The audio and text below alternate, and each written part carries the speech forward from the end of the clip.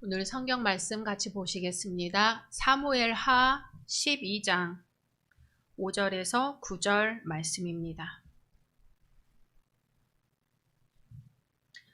사무엘하 12장 5절에서 9절 말씀 한 절 한 절 교독하시고 마지막 절 같이 봉독하시겠습니다.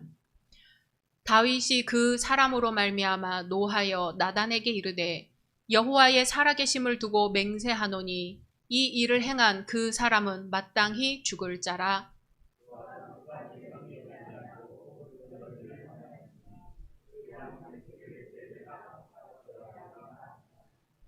나단이 다윗에게 이르되 당신이 그 사람이라.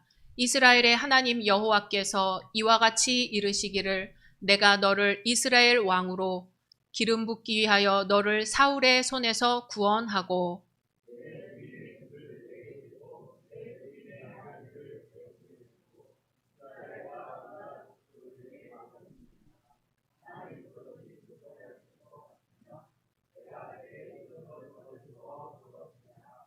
그러한데 어찌하여 내가 여호와의 말씀을 업신 여기고 나 보기에 악을 행하였느냐. 내가 칼로 햇사람 우리아를 치되 암몬 자손의 칼로 죽이고 그의 아내를 빼앗아 내 아내로 삼았도다. 아멘. 마가복음 10장 46절입니다. 마가복음 10장 46절에서 52절 한 절 한 절 교독하시겠습니다. 그들이 여리고에 이르렀더니 예수께서 제자들과 허다한 무리와 함께 여리고에서 나가실 때에 디메오의 아들인 맹인 거지 바디메오가 길가에 앉았다가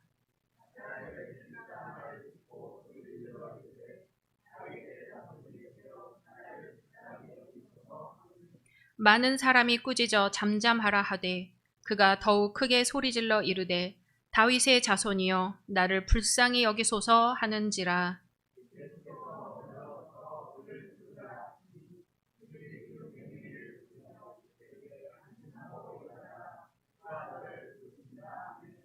맹인이 겉옷을 내버리고 뛰어 일어나 예수께 나아오거늘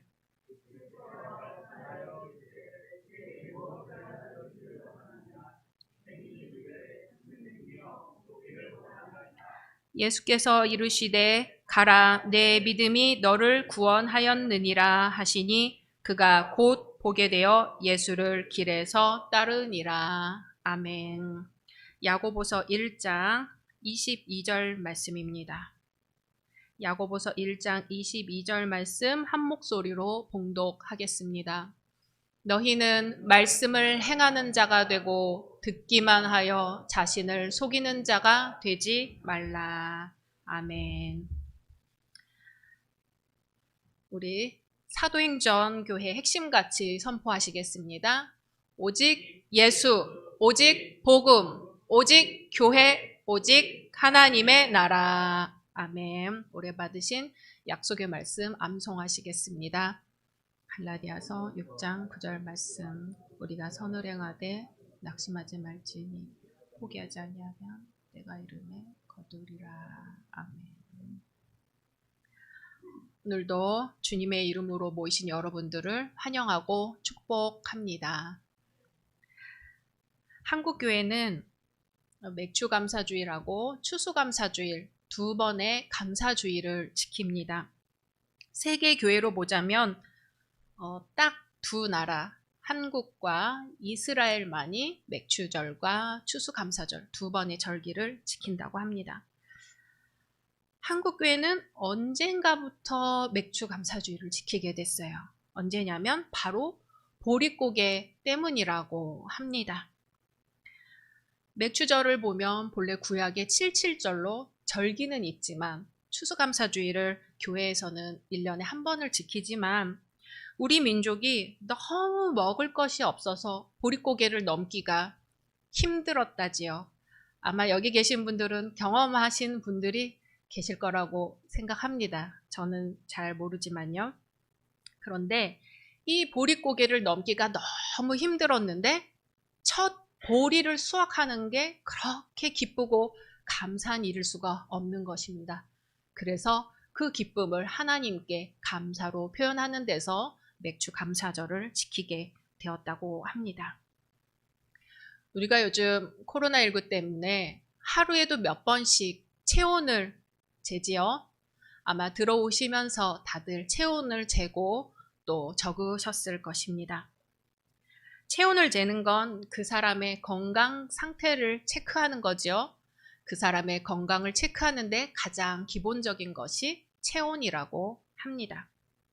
우리 신앙의 체온은 무엇으로 잴 수 있을까요? 그건 바로 감사입니다. 우리 신앙의 건강 상태가 어떤지를 체크하는 것이 바로 내가 감사하는 생활을 하고 있는가입니다. 코로나19가 기승을 부려 또다시 마음도 사회도 경제도 위축될 것입니다. 하지만 우리는 오늘 맥주 감사주의를 맞아 그러한 어렵고 힘든 상황 속에서도 감사할 수 있다는 것을 배울 수 있습니다. 어려운 시기일수록 감사로 승리하시기를 소망합니다. 우리는 오늘 감사주일에 무엇을 만나고 무엇에 응답할 수 있을까요? 한 번은 제가 전에 섬기던 교회에서 넷째 아기를 안고 교회를 출석을 했습니다. 제가 목사라고 담임 목사님이 설교를 맡기셨어요. 그 교회는 목사님이 미국 유학을 하고 오셔서 미국식으로 이 대예배 앞부분에 어린이 청소년부가 같이 예배를 드려요. 전 교인이 같이 예배를 드리고 그 어린이 청소년부 예배를 마치면 어린이 청소년부는 각자 자기 공간으로 돌아가고 어른들만 남게 되는데 바로 그때 제가 어린이 설교를 맡게 되었습니다. 설교하는 동안 아기 아빠가 뒤에서 아기를 안기로 하고 제가 준비를 했습니다. 아기를 낳았으니까 몸에 아직 붓기가 다 빠지지 않아서 그동안 입던 정장이 몸에 맞지가 않는 거예요. 그래서 간신히 정장 분위기가 나면서도 몸에 맞는 옷을 찾아서 다림질을 해서 준비를 했지요.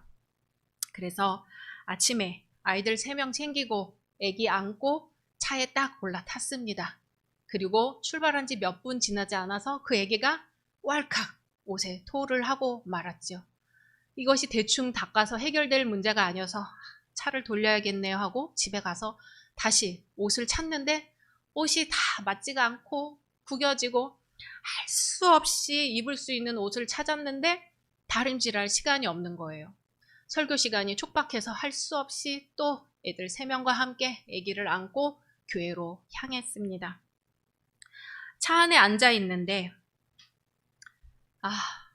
내가 명색이 목사인데 꼴이 이게 뭔가 옷은 다 구겨지고 몸은 부어있고 아기는 울어대고 설교 시간은 촉박하고 오늘 설교 내용이 뭐였더라 생각을 하면서 가는 거죠. 이 모습으로 설교하는 것이 맞는 건가?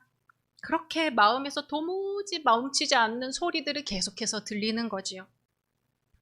그러다가 하나님이 이 모습 이대로도 괜찮다고 하시면 그래도 괜찮으니까 내가 너를 쓰겠다고 하시는 거면 괜찮지 않을까 하는 생각이 스쳤어요. 그 생각이 나자 마음에 평화가 찾아오기 시작했습니다.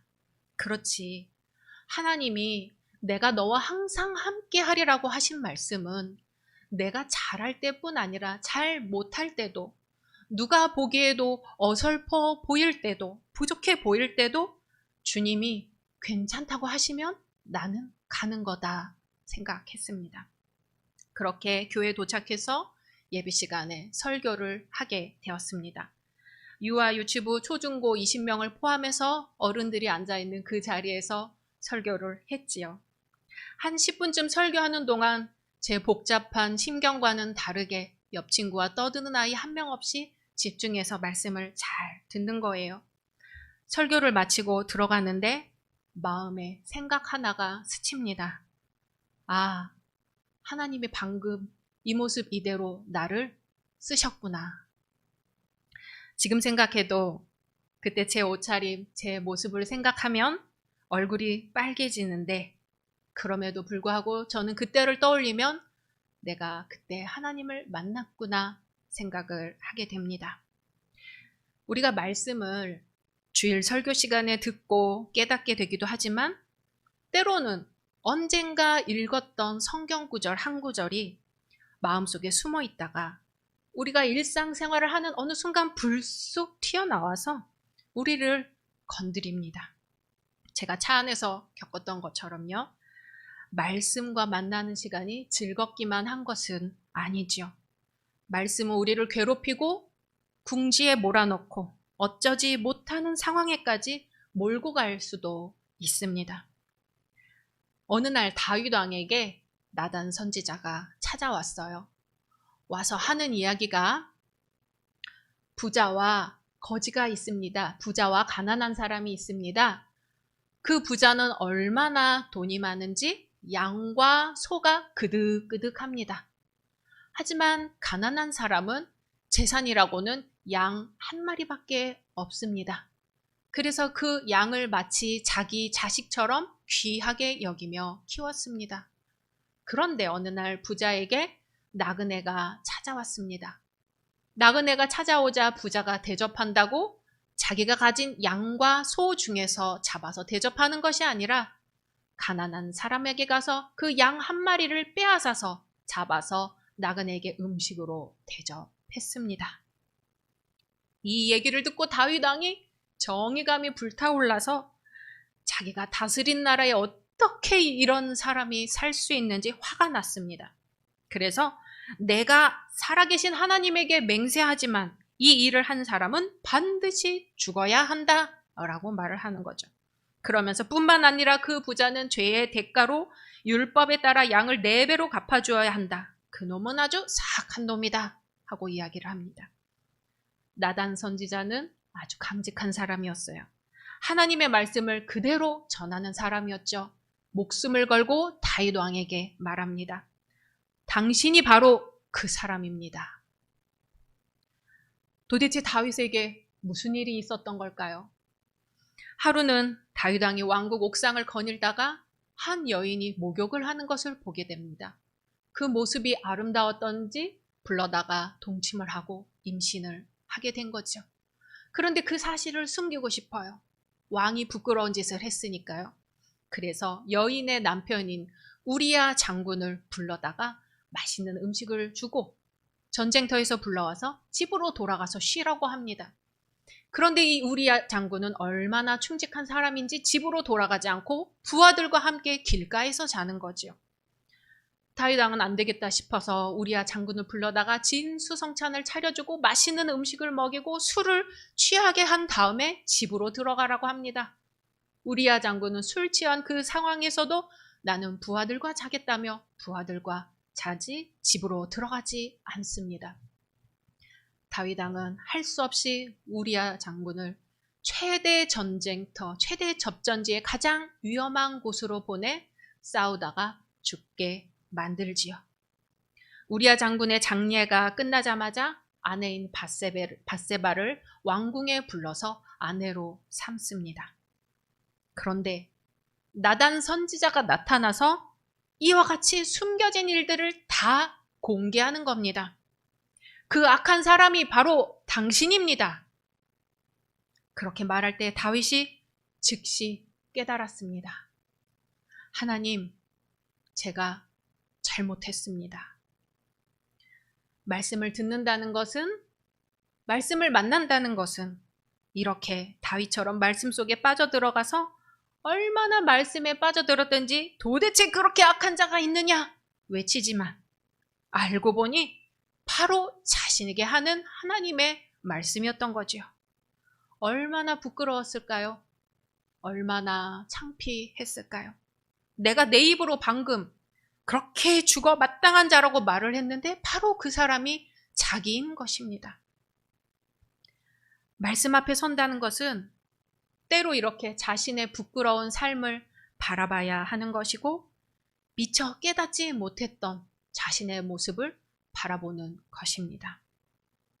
다윗이 하나님의 말씀을 경청하고 말씀을 듣고 잘못을 회개하기에 이르렀던 것처럼 말씀을 진정으로 듣고 받아들인다는 것은 늘 가벼운 일은 아닙니다. 말씀을 듣다 보면 당신이 바로 그 사람이다 하는 것을 피해갈 수가 없습니다.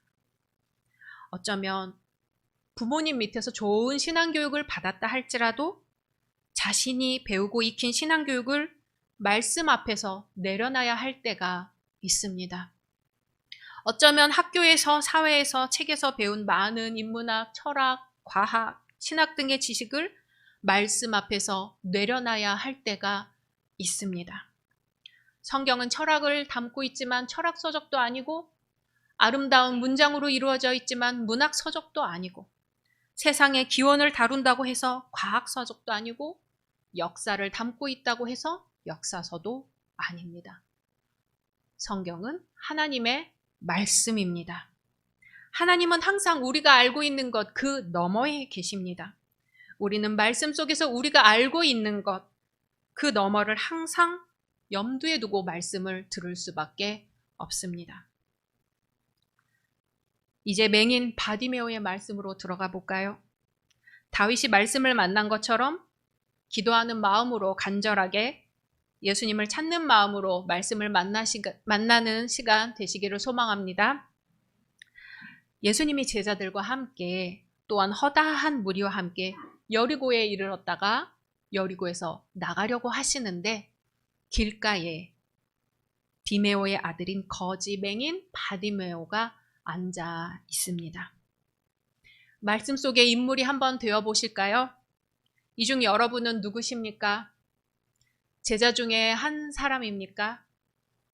허다한 무리 중에 한 사람입니까? 아니면 거지 맹인 바디메오입니까?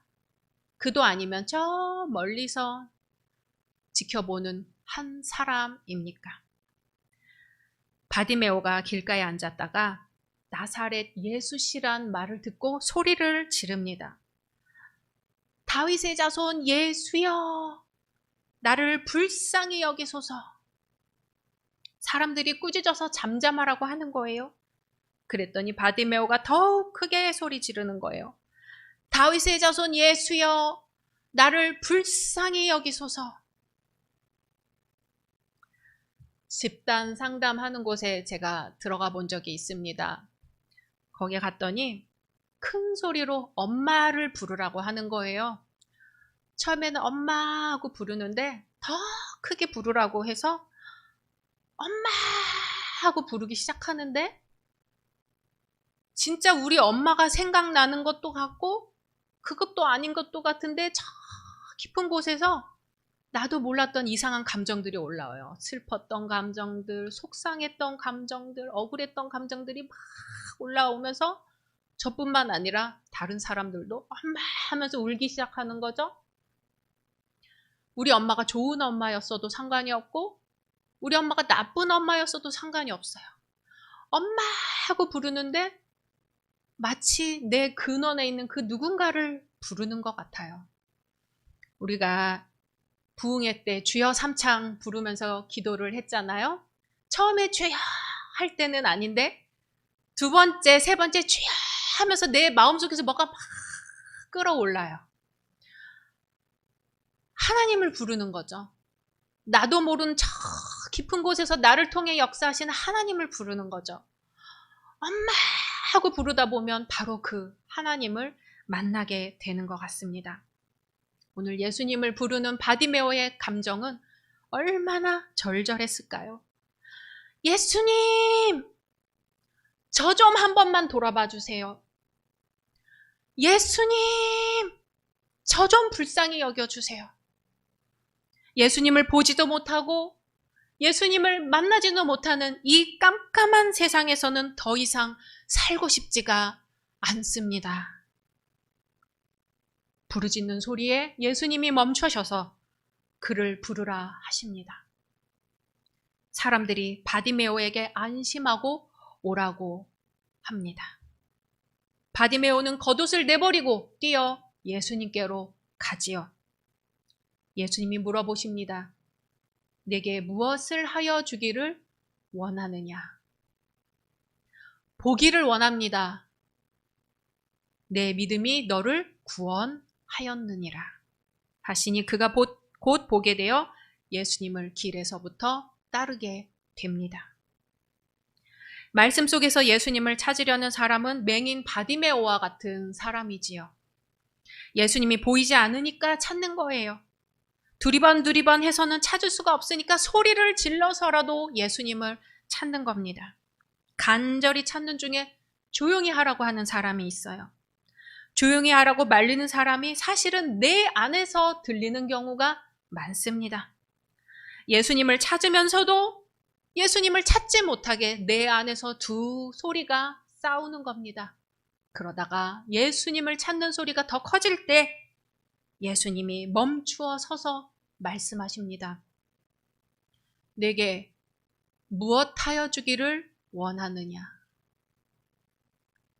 예수님께 원하는 것을 말씀해 보십시오. 내게 무엇하여 주기를 원하느냐? 응답해 주실 것입니다. 그런데 주님은 또 다른 질문으로 우리에게 말씀하십니다. 그래서 앞으로 어떻게 살 것이냐? 바디메오는 예수님을 따르는 삶으로 응답했습니다. 칼 바르트라는 신학자는 이렇게 말합니다. 우리는 항상 우리가 찾는 것만큼 발견할 것이다. 우리가 찾는 것이 아무것도 아니면 아무것도 발견할 수 없다. 성경을 이해한다는 것은 하나의 싸움이어야 합니다. 바디메오의 이야기가 아니라 내 이야기로 들어야 합니다. 성경은 하나님의 말씀이니 무조건 복종해야 한다는 것이 아니라 하나님의 뜻이 내 뜻과 맞지 않으면 싸울 만큼 싸워보고 씨름할 만큼 씨름해보고 씨름한 끝에 주님의 뜻이 맞습니다 하고 주님의 뜻에 따르는 겁니다. 이렇게 내 자신을 내어드릴 때 하나님과 만나 하나님이 내 삶에 개입해 들어오십니다. 주님이 내 삶에 개입해 들어오시는 그 시간을 우리는 카이로스라고 합니다. 하루 24시간, 1년 365일 그냥 지나가는 시간이 아니라 하나님이 내 삶에 개입해 들어오시는 시간이 바로 카이로스의 시간입니다. 이때는 하나님의 간섭이 이루어지는 시간이고 옛것이 무너지고 전혀 내가 생각하지 못했던 그것이 내 삶에 들어오는 시간입니다. 무엇보다도 주님의 물음에 결단해서 응답을 해야 하는 시간이 바로 이 카이로스의 시간입니다.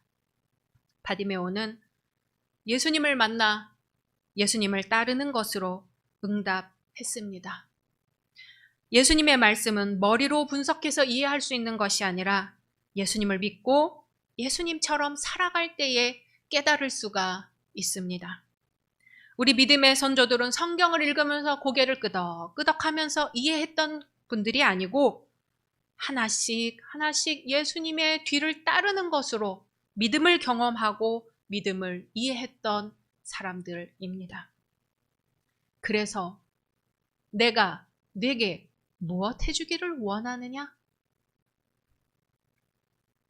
이 질문에 대답함과 동시에 우리는 그래서 앞으로 어떻게 살 것이냐 하는 이 질문 사이에 서 있습니다. 우리는 항상 말씀을 만납니다. 그리고 언제나 그 만남과 응답 사이에 서 있습니다. 하나님께 대답한 것도 응답이었고 대답하지 않은 것도 응답이었습니다. 그리고 그 응답들이 만나 지금 우리의 삶을 이루어 놓았습니다. 우리 생의 마지막 날 하나님이 우리가 기꺼이 예수님의 삶에 뛰어든 카이로스의 시간을 저울에 달아보신다면 그 무게가 얼마나 나갈까요? 오늘도 우리는 만남과 응답 사이에 서 있습니다. 내가 내게 무엇하여 주기를 원하느냐? 그래서 앞으로 어떻게 살 것이냐? 응답은 각자 우리 자신의 몫입니다. 야고보서의 말씀을 통해 주님께서는 말씀하십니다. 하십니다. 너희는 말씀을 행하는 자가 되고 듣기만 하여 자신을 속이는 자가 되지 말라. 아멘. 말씀을 생각하시면서 함께 침묵으로 기도하시겠습니다.